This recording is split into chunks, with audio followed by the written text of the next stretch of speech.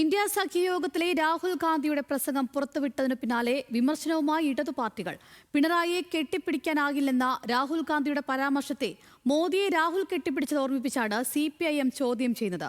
BJPയുടെ സഹായിയായി മാറുന്ന നിലയാണ് രാഹുൽ ഗാന്ധിയുടേതെന്നും പിണറായി വിജയനും വിമർശനങ്ങൾ മര്യാദ പാലിക്കണമെന്ന് MA ബേബിയും വിമർശിച്ചു. പ്രസംഗം പുറത്തുവിട്ടതിൽ CPIക്കും അതൃപ്തിയുണ്ട്. We have our fights, but if you are asking me to go and hug the ex-Chief Minister of Kerala, I cannot and I will not, because I have an ongoing political fight with him. ഈ മാസം 8-ാം തീയതി ഡൽഹിയിൽ ചേർന്ന India സഖ്യയോഗത്തിൽ കോൺഗ്രസിന്റെ സമീപനത്തിൽ സഖ്യകക്ഷികൾ കടുത്ത വിമർശനം ഉന്നയിച്ചിരുന്നു. CPIMന് പുറമെ സമാജ്വാദി പാർട്ടി, RJD തുടങ്ങിയ കക്ഷികളാണ് കോൺഗ്രസ് നിലപാടിനെ ചോദ്യം ചെയ്തത്. തുടർന്ന് ഐക്യാഹ്വാനത്തോടെ യോഗം പിരിഞ്ഞെങ്കിലും രാഹുൽ ഗാന്ധിയുടെ പ്രസംഗം കോൺഗ്രസ് പുറത്തുവിട്ടതോടെ വീണ്ടും വിമർശനവും ചർച്ചകളും സജീവമാവുകയാണ്.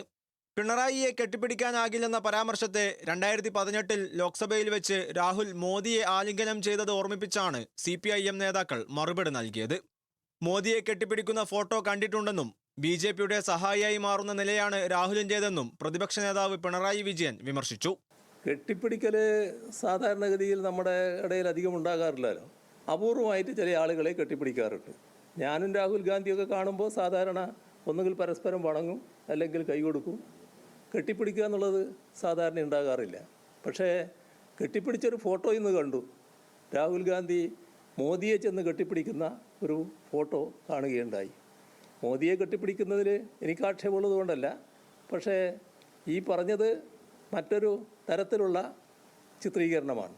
നിയമസഭാ തെരഞ്ഞെടുപ്പ് കാലത്ത് കോൺഗ്രസ് ഉന്നയിച്ച ഡീൽ ആരോപണത്തിലുള്ള അമർഷം മാറിയിട്ടില്ലെന്ന് വ്യക്തമാക്കുന്നതായിരുന്നു CPM ജനറൽ സെക്രട്ടറി MA ബേബിയുടെ വാക്കുകൾ. വിമർശിക്കുമ്പോൾ മാന്യത വേണമെന്നും ഡീൽ ആരോപണം അസംബന്ധമാണെന്നും ബേബി പറഞ്ഞു. രാഹുൽ മോദി ആലിംഗനം ബേബിയും പരാമർശിച്ചു.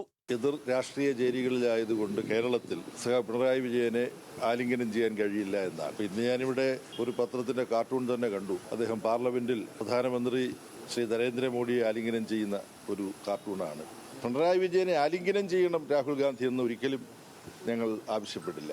ആലിംഗനം എന്നുള്ളത് നിർബന്ധിച്ച് പിടിച്ചു വാങ്ങാനുള്ളതല്ല, പരസ്പരം തോന്നുമ്പോൾ സ്നേഹവും സൗഹൃദവും പ്രകടിപ്പിക്കാൻ വേണ്ടി ചെയ്യാനുള്ളതാണ്. രാഹുലിന്റെ പ്രസംഗം പുറത്തുവിട്ട സാഹചര്യത്തിൽ യോഗത്തിൽ ഓരോ കക്ഷി നേതാക്കളും നടത്തിയ പ്രസംഗം പുറത്തുവിടണമെന്ന അഭിപ്രായം CPIMനുണ്ട്.